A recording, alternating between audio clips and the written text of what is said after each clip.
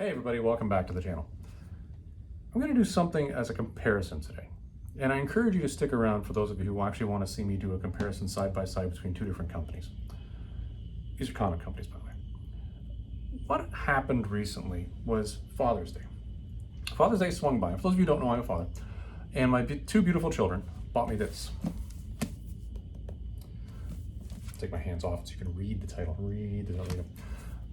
What this giant tome is, it's a collection of all the books that were written by Robert E. Howard and were finished by Robert E. Howard during his lifetime and published about Conan. Now, Robert E. Howard wrote a lot of stuff, and there were some things that were unfinished in his lifetime as well, because he only had a very, in my opinion, short writing window in his lifetime because of his untimely death. But there were things in there that were completely finished and published, and then there were some things that were unfinished. The unfinished ones since then, a lot of them have been published and sent out to market, and I'm not dismissing those at all. I'm sure they're great stories. But these are the ones that were written from basically the creator's own mind about what he thinks of Conan. So this is the purest form of Conan that you're going to get. I had a lot of these shorter stories in various versions, but having them all here is really opening my eyes. So what we're going to do today is we're going to do a comparison, because for those of you who don't know, there's a company out there called Ablaze Publishing, which is currently publishing stories that they are saying are Robert E. Howard's Savage Hero, uncensored. And then you've got the original Marvel stuff. And this is, by the way, a Barry Windsor Smith archive collection of, this is number 2, yeah, of early Conan works from the 70s. What I want to do today is take these side by side and with the book, recently reading it, because I'm going to cover the story that both of these are actually covering. And we'll see which one, A, did a better job of sticking to the original script, B, which one of these I think is more valid to the reader of today. That's what we're going to do. Let's get into this. Okay, so here's our 3 pieces of work that we're going to be doing here. We're going to do it side by side. So you already know what this is. We've already covered this. And I'll tell you what I read in this is, right up here, I'm going to bring her up for you. What we read was Gods of the North there, all right? Now, it's not a long story. This was originally called The Frost Giant's Daughter, and it was turned down by the original pulp that was going to put it out. So it was retitled to something else and then sent out. But the story is The Frost Giant's Daughter. That's what we're going to go for here. So I have read this. It's recent in my mind. It's good. Let's just set this aside now. Now let's just do, what have we got? Now, I actually do own the original Conan book that covers this particular topic. For those of you who are wondering, it is this one. It's a classic Barry Windsor Smith work. It is Conan the Barbarian number 16, and that's what the original issue was, all right? That's the original publishing. This is the 3-issue Ablaze collection of The Frost Giant's Daughter. Okay? Both covering the same story, both covering the same concept. Let's take a look at what these are. Now, I'll do these one at a time. Let's get into the original Conan one here first, shall we? So, for those of you who don't know, I am a huge Barry Windsor Smith fan. There's a reason why I own the Barry Windsor Smith archives. I think his work is ingenious. The scroll work that he does in these things is fantastic. Like, just take a look at the title image there. That's just incredible. Okay, so this story, for those of you who don't know, in a nutshell, is a story of Conan effectively finishing out a battle up in the north in the mountains where he's been hired as a mercenary. He's the last man standing, and Ymir's daughter, the Frost Giant's daughter, comes down to steal him away, to trick him into the mountains, and cut out the heart and put it on the table of her father for a meal. That's essentially the story. Conan, unfortunately, survives this encounter, and it doesn't go that well for Ymir's daughter. So, story here in the original one. Very close. What I like on this one is, right up at the top here, right through the actual book, it's literally a direct lift of the actual original material. This is a little bit over here that's a little given in because they actually want to say what the name of Conan the Barbarian is. You don't find that out until later. But the verbiage, the discussions, all the same. But I'll tell you what doesn't happen in this one, which is interesting because it does roughly follow the story. Here's Ymir's daughter coming down from the mountain mocking him and basically getting him to chase her up into the mountains. He's going a little nuts. And you notice Conan in this literally just going and progressively getting more and more nuts. You know, that's, okay, listen, he's a barbarian, he's having a good day, he's having a bad day, whatever it is. But that's what he does. Heads up into the mountain. Unfortunately, the two older brothers who were supposed to kill Conan didn't quite do the job. She actually gets scared now and is no longer laughing. And then we get to this scene over here where Conan is literally doing some aggressive, what you would call taking and kissing of her, which she's not appreciative of. Hence the reason for Ymir, oh my father, save me. Lightning comes down, lightning strike, away it goes, and she's taken away. Conan wakes up. This part over here, where he wakes up and the actual second host of people that he was working with show up, bring him back to from effectively suffering from frostbite. And they realize that, oh my goodness, he actually saw the frost giant's daughter, and lo and behold, there it is. There's the piece of gossamer that was woven by no man. Very close to the original story. Pretty much bang on. There's nothing in here that's any different, in fact. In fact, the only thing that is within here is you'll notice the part where I said where he is aggressively kissing her and she's not too appreciative. In the actual book, I don't know if it was intended to be read that way, but I reread that paragraph at least 2 to 3 times. It seems to me like Conan was being quite aggressive, which in our current mindset would be a no-no. That's a no-no, everybody. So, you know, if somebody says no, no means no. Listen to that. Anyways, that's this one. Very true to the original.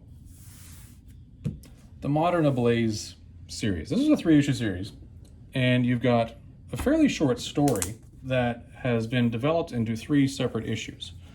Now, some people could say, oh, you know, you develop and you drag out the story because you're just trying to sell more books. I don't think that's the case at all. I would argue that that is, in fact, incorrect.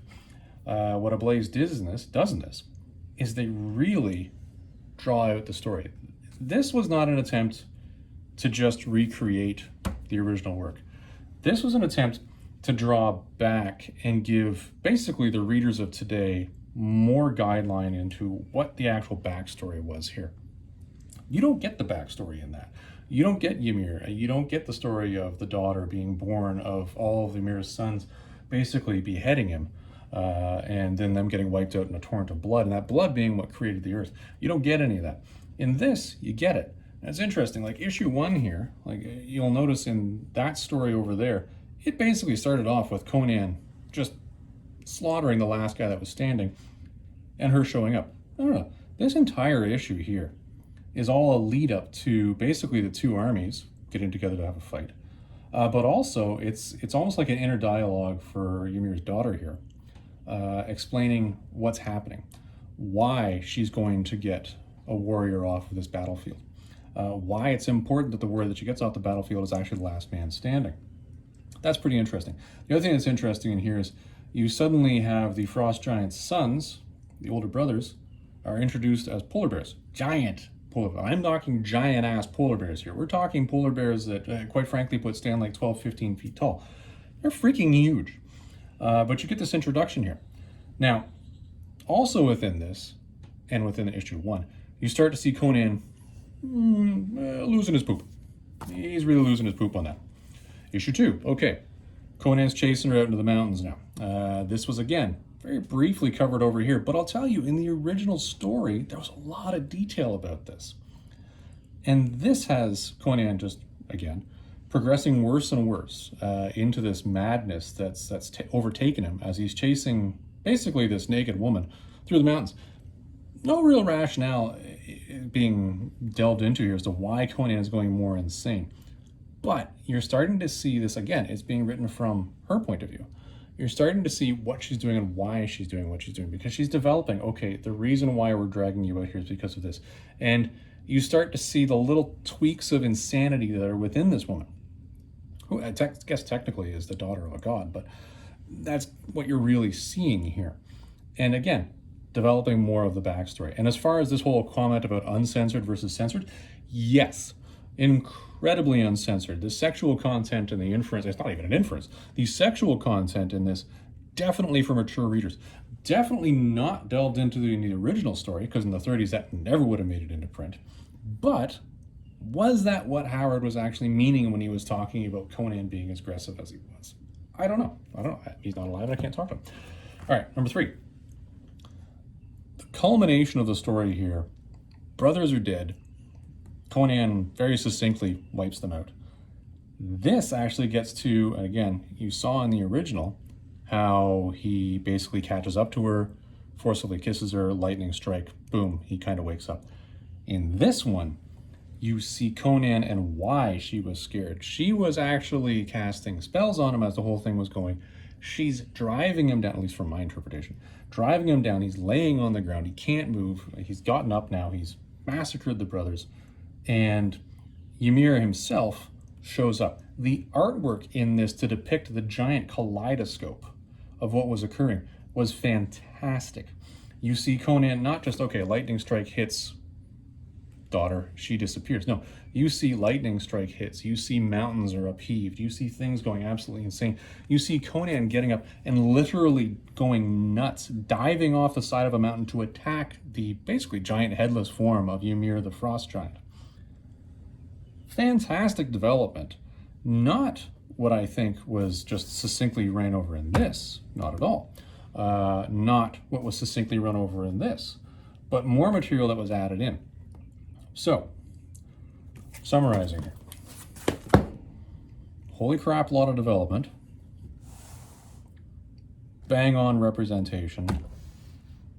Original book. Okay, so of these, which one is the more accurate? And which one's drawing more into the story, at least as it was written?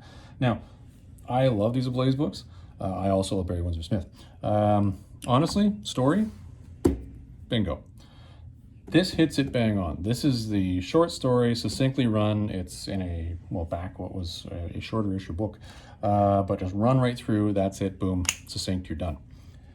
That might leave you going, huh? And scratching your head though, because really, I mean, the issue here being that Robert E. Howard, when he wrote this, was being that succinct. It was just very briefly glossed over. This is something that's developing more of the story, that's making us as readers today go, huh? And ask that hard question. So of the two, yes, absolutely. Bang on, 100% accurate portrayal. Bang on, 100% of an accurate portrayal. But with a whole lot of development. Yes, the story succinctly follows the tick points. Tick, tick, tick, tick, tick, tick. But there's so much more added in there. I don't know if that's what Robert E. Howard meant or not. But you know what? He's not here for me to ask. So I'm not going to say this is wrong. I'm just going to say it's a little different. And quite frankly put, it adds a lot more in. Which one of these I think is more important and would sell more to today's readers? Well, we all know sex sells, so yes, absolutely, this is going to sell more. Which one of these is actually going to be the more, I guess, gripping story of today?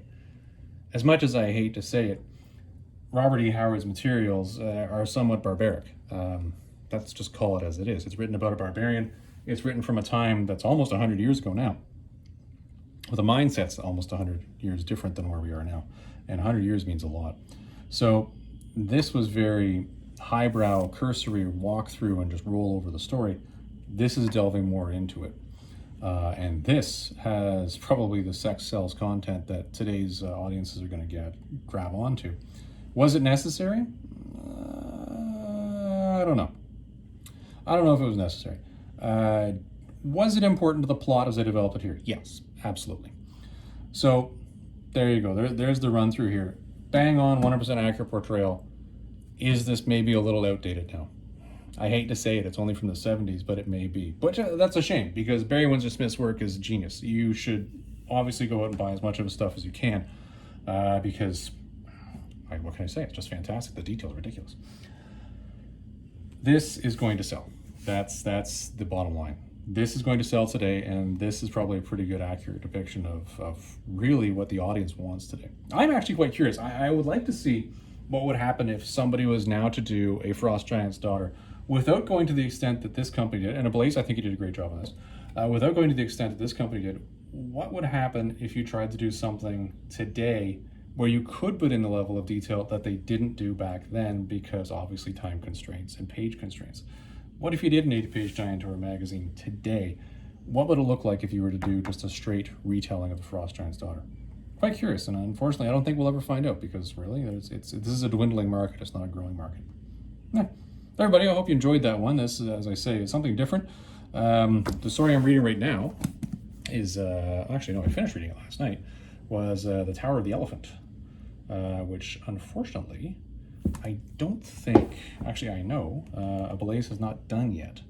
I do have that in the Barry Windsor Smith, but this is not here. So I'm going to have to find another one here, and we'll do another side-by-side on these, because Ablaze has done a bunch of these.